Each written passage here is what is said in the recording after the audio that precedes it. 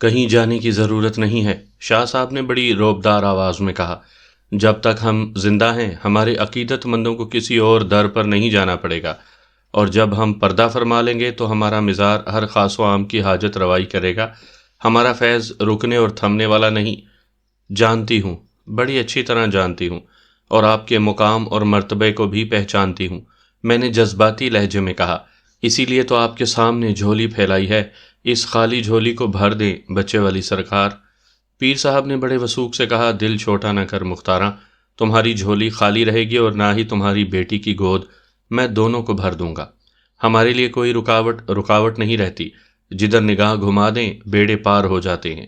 وہ تھوڑی دیر کے لیے چپ ہوئے، پھر نظر کرم ختیجہ پر مرکوز کرتے ہوئے فیصلہ کن انداز میں بولے، ہم نے تمہاری بیٹی کو اچھی طرح چیک کر لیا ہے، یوں سمجھو کہ بیٹھے بیٹھے اس کا ایکس رے ہو گیا ہے، اور ہم نے اس کی گود بھرنے کے لیے دعا بھی کر دی ہے۔ 2 جمعرات چھوڑ کر 9 چندی جمعرات آئے گی۔ تم صرف 15 دن تک ہماری دعا کے اثرات کا انتظار کرنا۔ اگر دعا نے کام نہ دکھایا تو پھر دوا کرنا پڑے گی۔ اگر آنے والی 9 چندی جمعرات تک بھی تمہاری بیٹی خوشی کی خبر نہ سنائے تو پھر اسے ہمارے پاس لے آنا۔ اس صورت میں تمہیں عشاء کی نماز کے بعد ہمارے آستانے پر آنا ہوگا۔ ہم تمہاری بیٹی کو اپنے حجرہ خاص میں لے جائیں گے اور مخصوص عمل کے ذریعے اس پر کیے گئے سفلی عمل کی کاٹ کر دیں گے۔ پھر دیکھنا امید کیسے نہیں پیدا ہوگی۔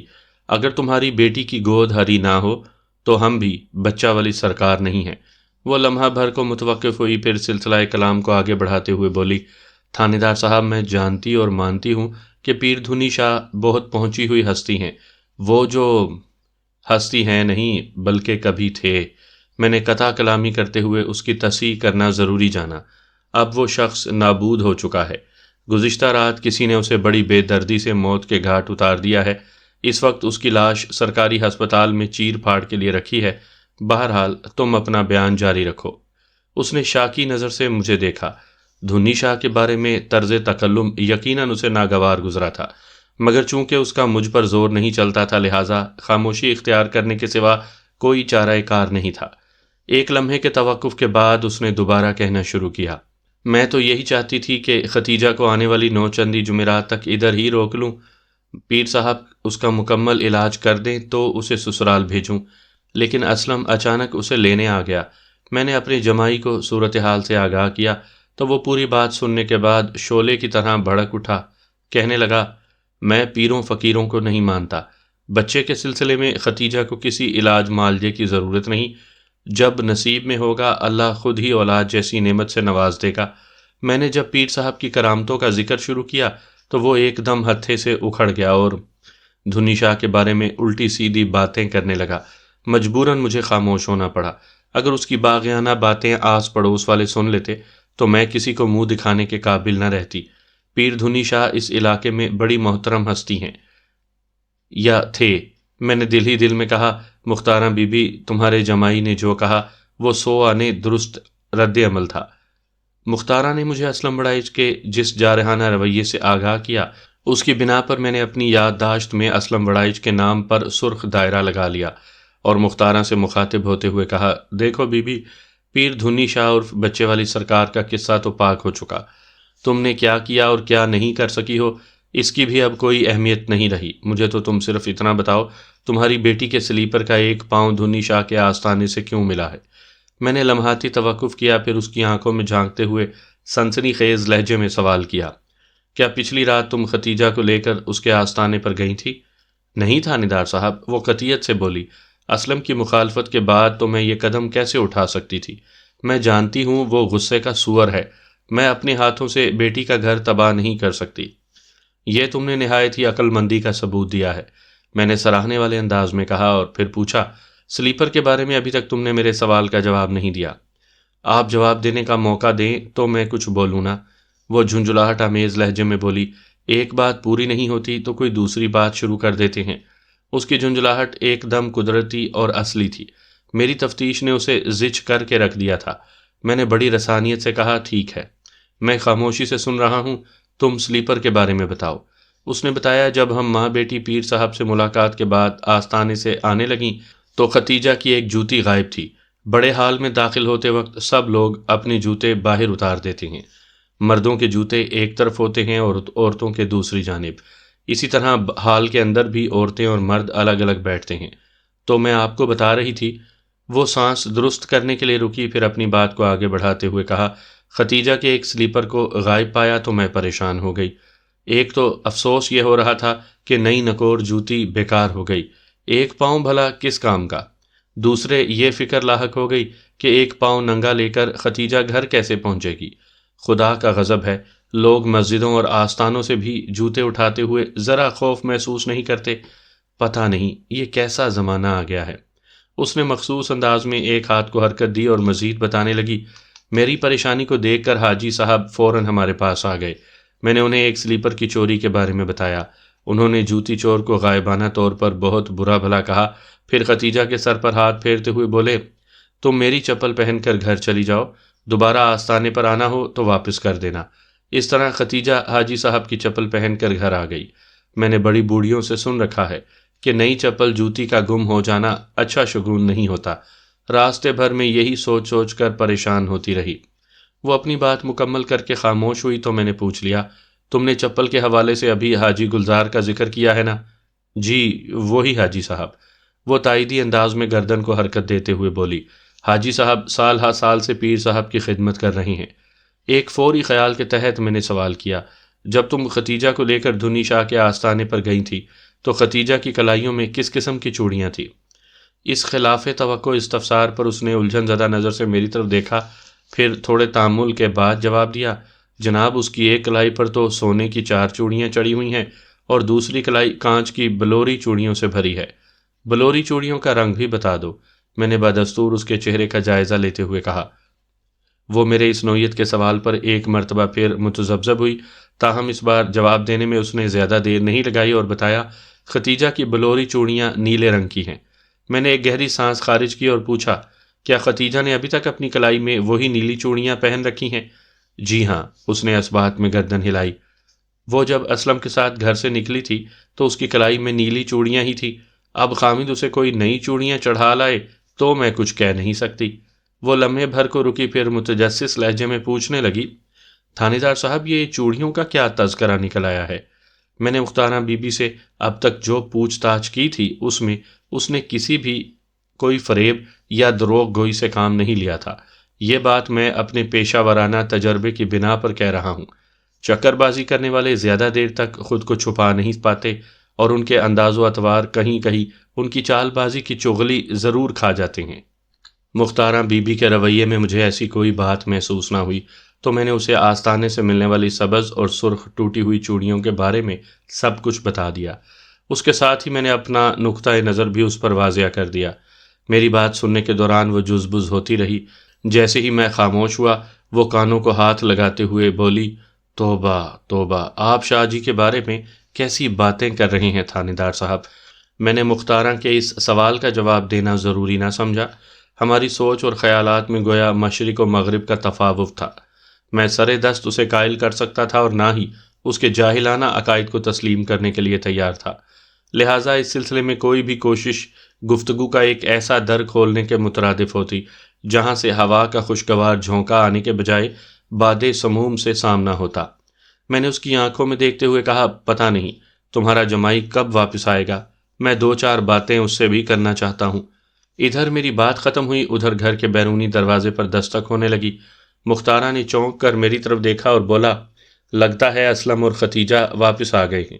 پھر وہ اٹھی اور بیٹھک سے باہر جانے کے لیے قدم بڑھانے لگی۔ میں نے تاکیدی لہجے میں کہا، اگر آنے والے تمہارے بیٹی اور داماد ہوں تو انہیں ادھر بیٹھک ہی میں لے آنا۔ مختارہ نے اس بات میں سر کو جنبش دی اور بیٹھک سے نکل گئی۔ تھوڑی دیر بعد وہ ختیجہ اور اسلم وڑائچ کے ہمراہ واپس آ گئی۔ وہ دونوں میاں بیوی بیٹھک میں 2 باوردی پولیس والوں کو دیکھ کر چونک اٹھے۔ ان کے چونکنے میں خوف نہیں بلکہ ایک خاص قسم کی حیرت پنہاں تھی۔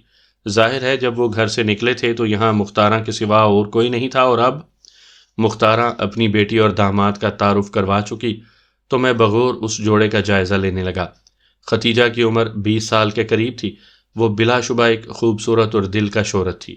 نئی شادی نے اس کے جوبن کو اور بھی نکھار دیا تھا۔ ختیجہ کا شمار ان حسین عورتوں میں ہوتا تھا جو کسی سجاوٹ اور آرائش و زیبائش کے بغیر بھی اپنی مثال آپ ہوتی ہیں۔ اس حوالے سے میری نظر میں اسلم وڑائچ ایک خوش قسمت شوہر تھا۔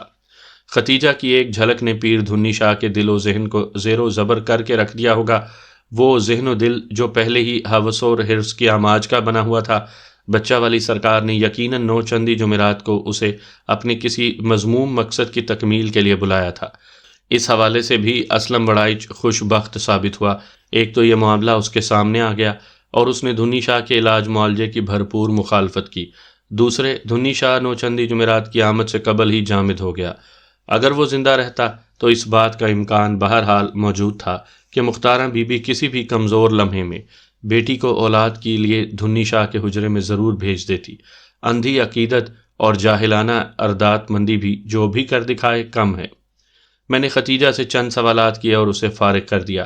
ان سوالات کے جوابات میں کوئی ایسی بات سامنے نہ آ سکی جسے دھنی شاہ کے قتل کے ساتھ نتھی کیا جا سکتا یا اس کی مدد سے قاتل کا سراغ لگانے کی کوشش کی جاتی۔ میں نے اس کی کلائیوں کو بطور خاص دیکھا۔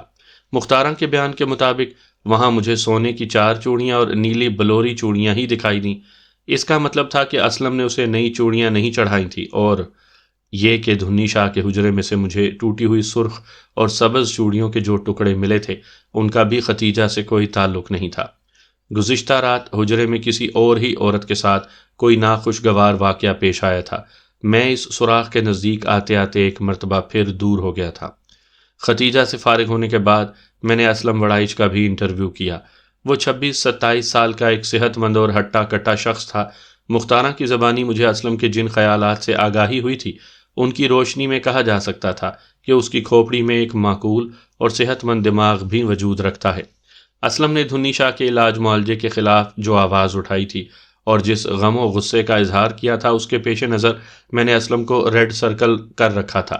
لہٰذا جب اس سے مختصر سوال جواب کا دور پورا ہو گیا تو میں نے 2 ٹوک انداز میں اس پر واضح کر دیا، اسلم، تم فوری طور پر نواں کوٹ کو چھوڑ کر کہیں نہیں جا سکتے۔ یہ تو بہت زیادتی ہے جناب، وہ برا سا منہ بناتے ہوئے بولا۔ میں نے کہا، تم اسے زیادتی سمجھو یا قانونی مصلحت، مگر حقیقت وہی ہے جو میں نے تم پر ظاہر کر دی ہے۔ کم از کم کل کا دن تو تمہیں ادھر ہی رکنا ہوگا۔ دھنی شاہ کے قتل کے سلسلے میں بڑی شد و مد سے تفتیش ہو رہی ہے اور مجھے امید ہے کل تک صورتحال واضح ہو جائے گی۔ تم پرسوں صبح اپنی بیوی کو ساتھ لے کر یہاں سے جا سکتے ہو۔ اسلم وڑائچ کے پاس میرے حکم کی تعمیل کے سوا کوئی چارہ نہیں تھا۔ قانون سے ٹکر لینا اس کے بس کی بات نہیں تھی، لہٰذا وہ خاموش ہو گیا۔ اس کی خاموشی میں بڑی گمبھیرتا پائی جاتی تھی۔ مجھے یہ سمجھنے میں کوئی دقت محسوس نہ ہوئی کہ اسے میرا یہ فیصلہ قطعاً پسند نہیں آیا تھا، اور مجھے اس سلسلے میں اس کی پسند اور ناپسند کی کوئی پرواہ بھی نہیں تھی۔ میں ماسی مختارہ کے گھر سے نکلا اور ASI کے ہمراہ تھانے کی جانب روانہ ہو گیا۔ اس وقت بارش پوری طرح تھمی ہوئی تھی، لیکن آسمان کا منہ کچھ ایسا بنا ہوا تھا جیسے کوئی بچہ رونے سے پہلے بسورتا ہے۔ آسمان کا یہ بسورنا خالی از علت بھی نہیں تھا۔ ہم نے جیسے ہی تھانے کی حدود میں قدم رکھا، آسمان نے دھواں دھار انداز میں رونا شروع کر دیا۔ سامعین کرام، آپ سن رہی ہیں ملک صفدر حیات خان کی تفتیشی داستانوں کے سلسلے میں ایک دلچسپ اردو داستان جس کا نام ہے کاروباری۔ یہ اس سلسلے کی قسط نمبر 4 ہے۔ مجھے امید ہے آپ کو میری یہ کاوش پسند آ رہی ہوگی۔ آپ نے اگر ابھی تک میرا چینل کہانی گھر سبسکرائب نہیں کیا تو ابھی میرے چینل کو سبسکرائب کر کے بیل نوٹیفیکیشن آن کر لیجئے تاکہ آنے والی ہر نئی کہانی کی اطلاع بر وقت آپ تک پہنچ سکے۔ اس وقت شام کے 7 بجے تھے۔ مغرب کی اذان ہو چکی تھی اور اس لمحے مسجد میں نماز مغرب ادا کی جا رہی تھی۔ میں ASI حفیظ راجپوت کے ساتھ اپنے کمرے میں بیٹھا تھا۔ جن دنوں تھانے میں مصروفیت زیادہ ہوتی، میں مغرب کی نماز کو عشاء کے ساتھ ملا کر پڑھ لیا کرتا تھا۔ اس روز بھی کچھ ایسی ہی صورتحال تھی۔ ہم دونوں آج دوپہر میں جس برسات کو اپنے پیچھے لگا کر تھانے لے آئے تھے اس کا سلسلہ جاری تھا۔ تھوڑی دیر کے لیے زور ٹوٹتا، پھر وہی شدت پیدا ہو جاتی۔ یوں محسوس ہوتا تھا کہ ساون کی یہ سوغات تھم کر سانس درست کرتی ہے تاکہ جم کر برس سکے۔ ہمارے درمیان پیر دھنی شاہ موضوع گفتگو بنا ہوا تھا۔ وہ اس علاقے کے لوگوں کے لیے بڑی بابرکت ہستی تھا۔ ASI بھی اس کے ارادت مندوں میں شمار ہوتا تھا، مگر میری رائے بچہ والی سرکار کے بارے میں انتہائی مختلف تھی اور میں اپنی اس رائے کو بڑی حد تک ASI پر واضح کر چکا تھا۔ ماسی مختارہ نے پیر دھنی شاہ سے ہونے والی ملاقات کی جو تفصیل مجھے بتائی تھی، اس سے میری رائے کو اور بھی مضبوطی حاصل ہوئی تھی۔ دھنی شاہ نے ختیجہ کے علاج معالجے کے ذیل میں جو جال پھیلایا تھا وہ اسے ڈبہ پیر ثابت کرنے کے لیے کافی تھا، اور یہی ڈبہ پیر دھنی شاہ المعروف بابچہ والی سرکار بڑی صفاقی اور بے دردی سے نیست و نابود کر دیا گیا تھا۔ اس کی لاش کو دیکھ کر میرے ذہن میں یہ الفاظ روشن ہو گئے تھے: خس کم جہاں پاک۔ اب تک میں نے دھنی شاہ کے قتل کے سلسلے میں جو تفتیش کی تھی اس کے نتائج زیادہ حوصلہ افزا نہیں رہے تھے۔ مقتول کے آستانے میں سے مجھے 2 ایسے سراغ ملے تھے جن کی مدد سے قاتل تک رسائی حاصل کرنے کی کوشش کی جا سکتی تھی، یعنی سبز اور سرخ چوڑیوں کے ٹکڑے اور انگوٹھے والے زنانہ سلیپر کا بایاں پاؤں۔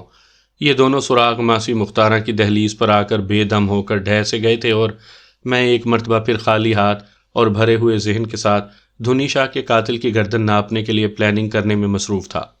اس بات میں کسی شک و شبے کی گنجائش تلاش کرنا ممکن دکھائی نہیں دیتا تھا کہ قتل کی یہ واردات گزشتہ رات کے وسطی حصے میں پیش آئی تھی۔ میرے ذہن میں قاتل کا کھرا اٹھانے کا بھی خیال آیا تھا، لیکن ساون کے برساتی موسم کے سبب مجھے اس خیال کو ذہن سے جھٹکنا پڑا، کیونکہ اس صورتحال میں کھرا نکالنا ناممکنات میں سے تھا۔ ہمارے درمیان یہی موضوع اور کیس کے اہم نکات زیر بحث تھے کہ ASI نے کہا: ملک صاحب، میری تو سمجھ میں نہیں آ رہا کہ کس بدبخت میں اتنی جرت پیدا ہو گئی کہ وہ پیر صاحب کا قتل کر بیٹھا۔ یہاں کے لوگ تو اس بارے میں سوچ بھی نہیں سکتے۔ میں یقین کے ساتھ کہہ سکتا ہوں کہ قاتل کا تعلق موضع نواں کوٹ سے ہرگز نہیں ہو سکتا۔ تمہارے اس یقین کا سبب کیا ہے؟ میں نے گہری سنجیدگی سے کہا۔ سبب ہی تو بتا رہا ہوں جناب، وہ قدرے آگے کو جھکتے ہوئے بولا۔ اس علاقے کا بچہ بچہ پیر صاحب کا احترام کرتا ہے، کوئی اتنی گھناؤنی حرکت کرنے کے بارے میں سوچ بھی نہیں سکتا۔ ASI کے دلائل میں وہ گہری عقیدت جھلکتی تھی جو وہ مقتول کے لیے اپنے دل میں رکھتا تھا۔ میں نے ٹھہرے ہوئے لہجے میں کہا: راجپوت، دھنی شاہ کا قاتل بدبخت ہے یا خوشبخت، اس کا فیصلہ اس وقت ہوگا جب ہم اس کی گردن دبوچنے میں کامیاب ہو جائیں گے، اور جہاں تک یہاں کے لوگوں کی عقیدت اور احترام کا تعلق ہے تو اس کے بارے میں کوئی بلند و بانگ دعویٰ کرنا سراسر حماقت ہوگی۔ انسان کے جہاں 10 دوست ہوتے ہیں وہیں ان کے اندر ایک آدھ دشمن بھی چھپا ہوتا ہے، اور کبھی یہ دشمن دوست ہی کی صورت کے پیچھے چھپا بیٹھا ملتا ہے۔